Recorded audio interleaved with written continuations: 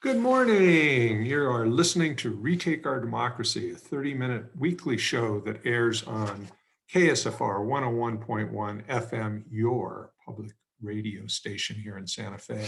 And I'm Paul Gibson, And I'm Roxanne Barber. And she's going to join us again today. And we are the co-founders of Retake Our Democracy. We'll have to harmonize next time. Yeah, we'll sing it. And today, Roxanne and I will be offering an update on our 2021 legislative strategies and the bills that we're advocating for. And what's going on at the Roundhouse. Yeah, and how these bills are doing. And we're also going to talk a little bit about what we might expect in the coming week, especially.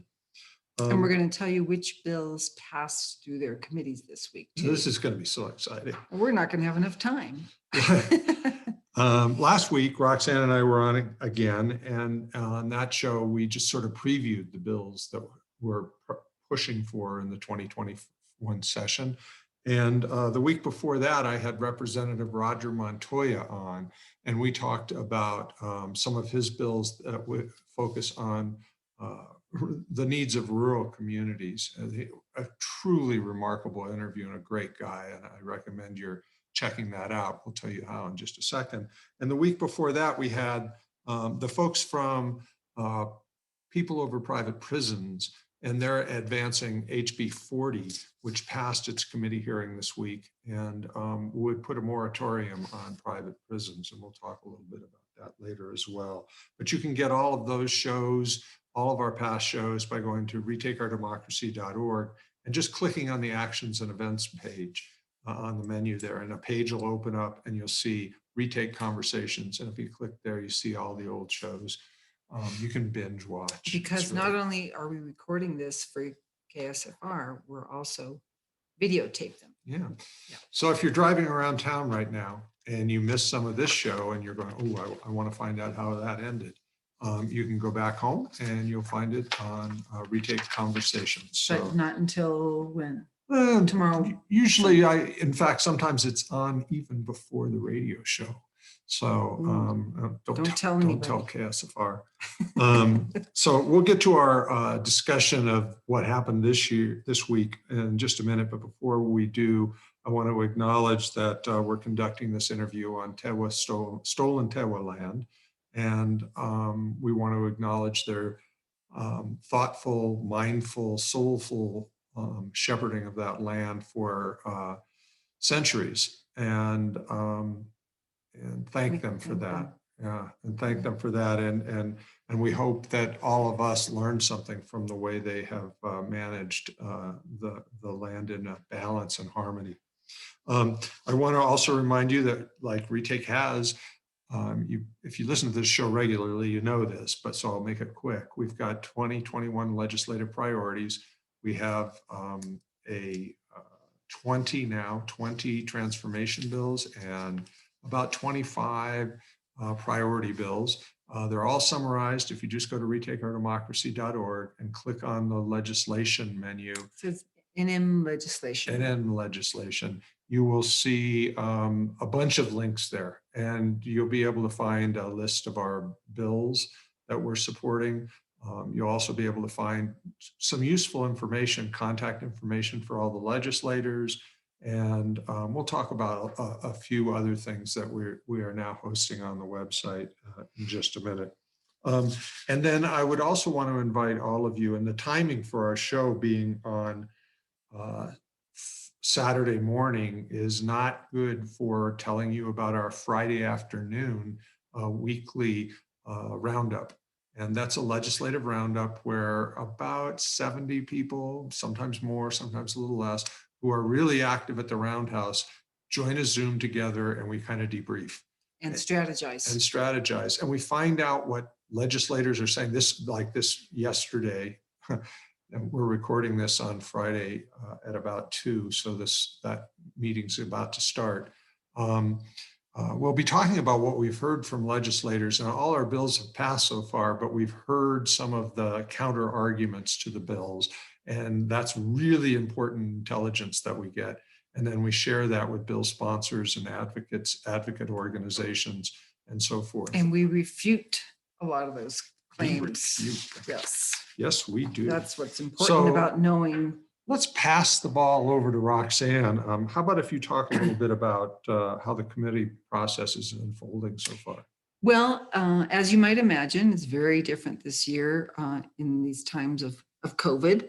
And all the committee hearings are taking place via Zoom, which, I mean, the silver lining of that is that anybody from anywhere can participate in these committee hearings. You don't have to drive all the way to Santa Fe from wherever you live, which was a real impediment, I think, to accessing.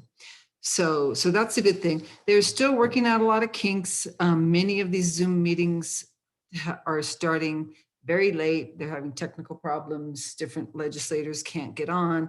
So, you know, we just have to be patient. I'm sure it'll be better even by next week. But there's a little bit difference. You can, well, in our legislative alerts, if you're signed up for those, you get all the information you need to know how to participate in the hearings. You can also find those, if you're not signed up, go to our website, retakeourdemocracy.org, go to NM legislation. And on that page are all of the alerts that we put out almost daily now about all the hearings that are happening.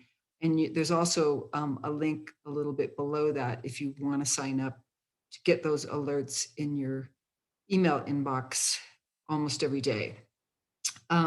What's in those alerts? Well, in those Roxanne? alerts is which of our bills that our transformational bills in particular, are being heard in committee, either Senate or House that day or the following day or whatever we know about. I mean, the problem has always been whether it's virtual session or in-person session is most of these committee hearings we don't know about until the day before or even sometimes the night before.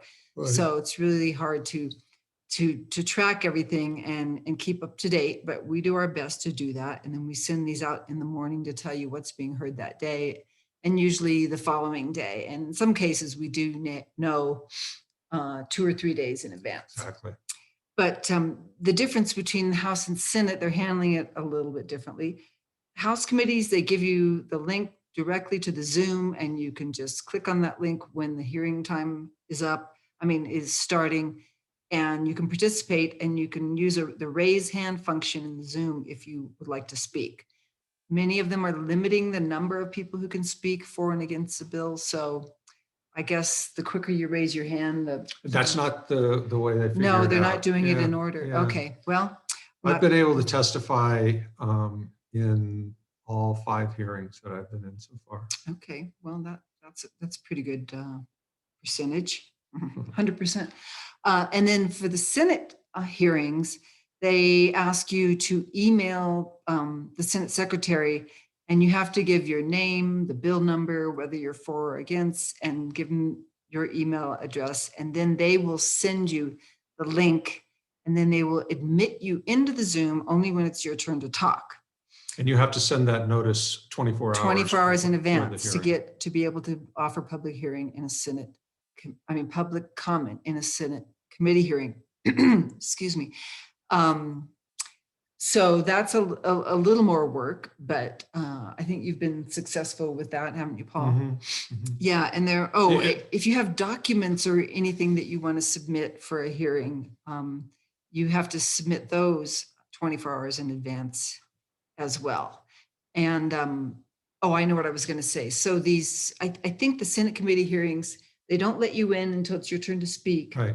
So if you want, but you can watch all these hearings, whether or not you get on Zoom or get on the list to speak, they're all being webcast at the legislative website, nmlegis.gov, nmlegis.gov. Just go to webcast and they're casting them all live if you just want to watch or you're curious, but you don't want to have to join the Zoom. So we have had hearing observers, volunteers for Retake Our Democracy in every hearing where one of our transformational bills has been heard over the past week. And we have a really cool new tool that one of our volunteers, Mylin, has made, and it's a Google form. So they use that to record everything, date, time, committee, what all the concerns are about the bill, and then the individual votes, and then the overall committee vote at the end. So that's been really useful. So we'll tell you a little bit later about some of the bills that have passed this week. But Paul, I think Paul wants to talk about some of the hearings he participated in. Yeah, I wanted to start with, today was, I had 2 hearings that I was participating in basically at the same time. And one was talk about multitasking. Senate Joint Resolution 4, which the title of it is terrible, review of salaries every 2 years.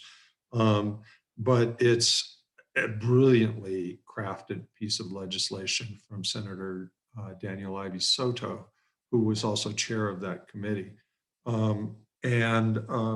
What the bill is basically, it would create a constitutional amendment referendum. In other words, we would vote on it in 2022.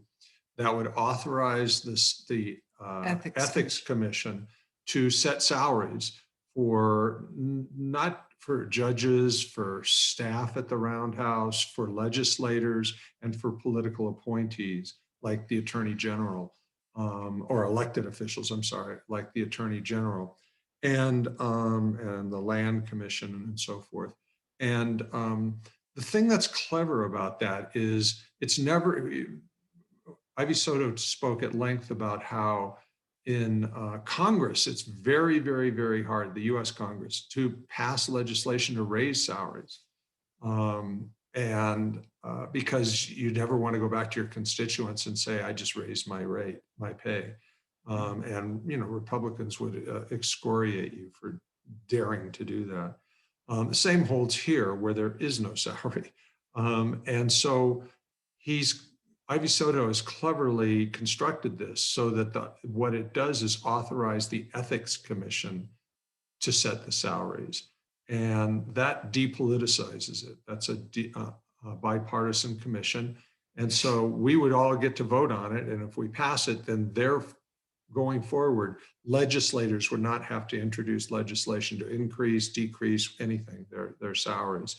Well, and they don't get paid now. So that's the big difference that this bill would make, is that we would have a paid legislature, and the benefits of that are that then anybody, you know, not just people from wealthy families or people who are lawyers or real estate people who have money and time to serve, could serve in the legislature. Yep. Regular, everyday New Mexicans. Yeah, and so that was and it even drew bipartisan support. Mark Moores supported it, Republican. And even those Republicans who were opposed were pretty tepid in their opposition. That's not always the case. And so, that was one hearing. But just before that, because one started at 8:30 and the other at 9:30, I participated in the hearing for HB 47, which is the Elizabeth Whitefeld End of Life Options Act. And you can go back and watch that hearing, and I highly recommend it. I defy anyone to watch the testimony in that hearing room. You will not be dry-eyed. And be able to vote no. Not possible. Well, actually, it was possible. And Republicans all voted no. Just to be clear, that's all voted yes. That's a medical aid in dying act to prescribe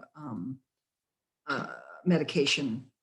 Well, medication to end your life. Right. And the testimony that was so powerful first was from Representative Day Hockman, who's actually a friend of ours, and she talked about the passing of her mother, and it was extremely powerful. Roxanne and I were in tears. And then after that, Rep. Debbie Armstrong's daughter. Representative Debbie Armstrong introduced her daughter, Erin, who's probably about 38, 39 years old, actually, because one of the things she said is her wish is hopefully to make it to 40. She's got, I didn't catch what the actual condition is that she has, but it's excruciatingly painful. It's totally terminal. She's on trial drugs right now that has extended her life a bit, but she doesn't expect to live 6 months. And she spoke so unbelievably poignantly in support of this bill. And so those are two hearings that I participated in this week. I did want to mention also the private prison HB 40 moratorium ban. That was also an interesting hearing. And it was in that hearing that you were able to get a sense of the opposition.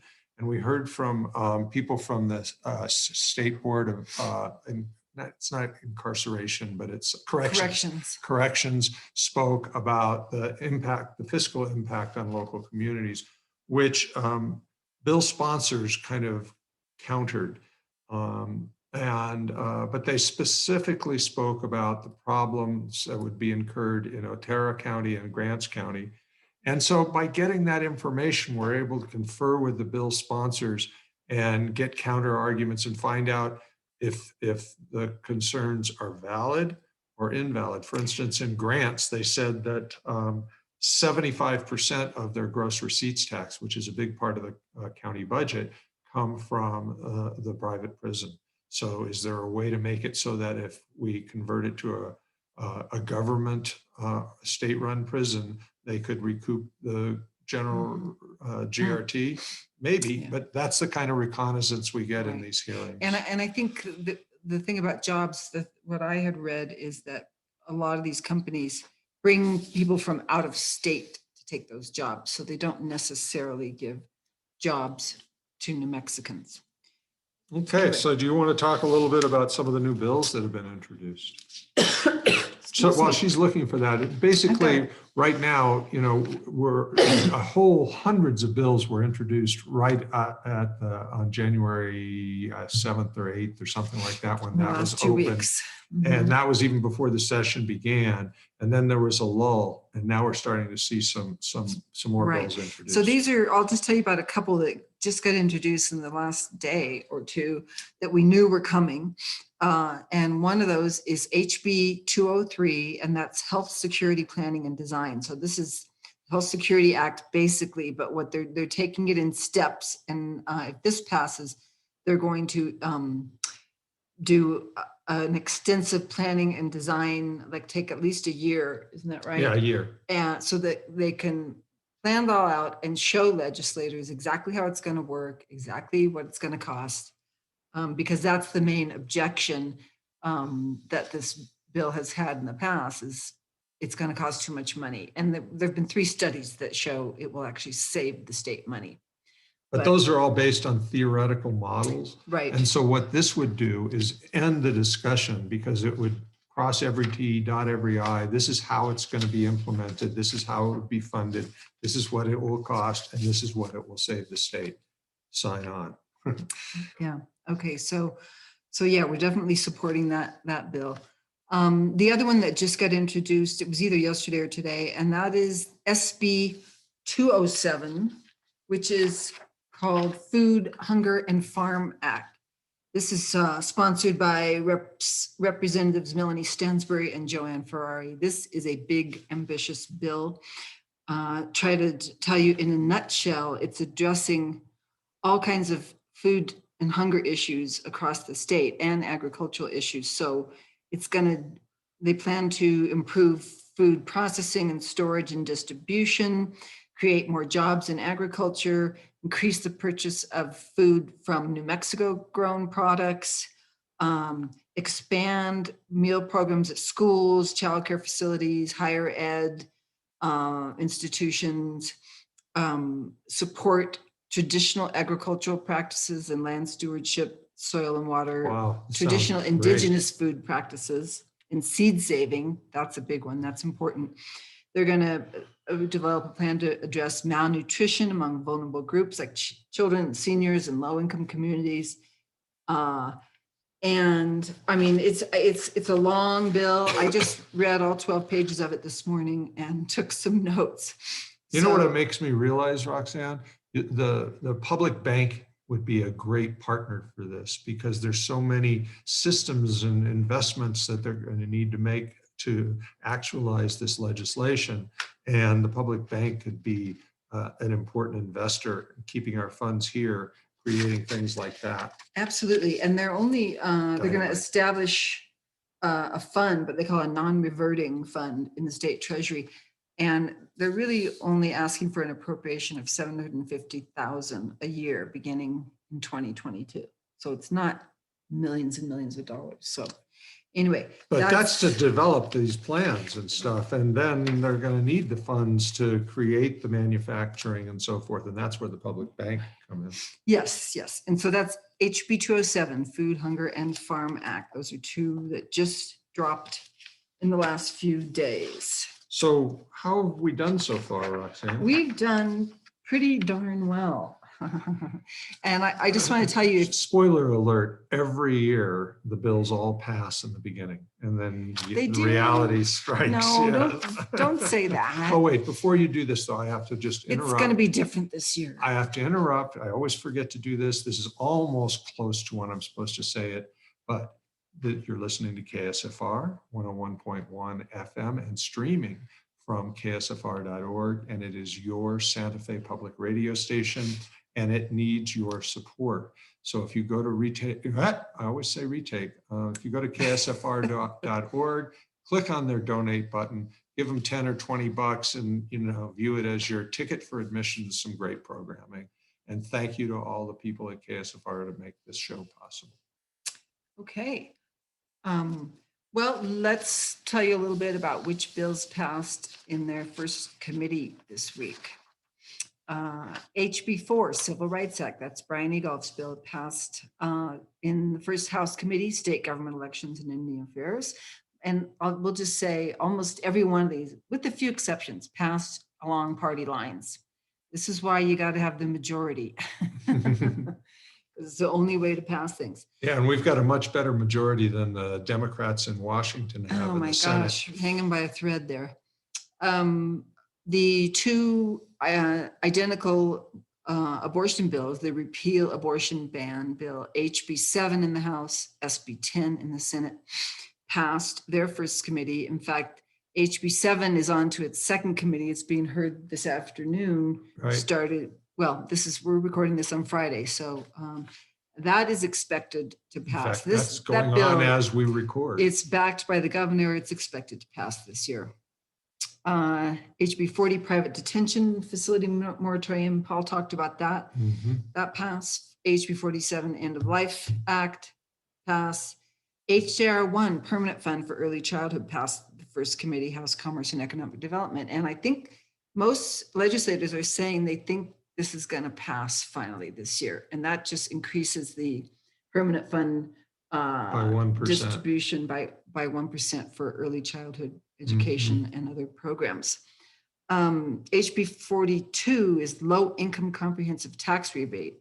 That passed House Consumer and Public Affairs. And that just gives more rebates, higher rebates, and it raises the income from $22,000 to $36,000 for people who are eligible for rebates. So that's a good thing. And that's something that hasn't been updated since, I believe, 1950.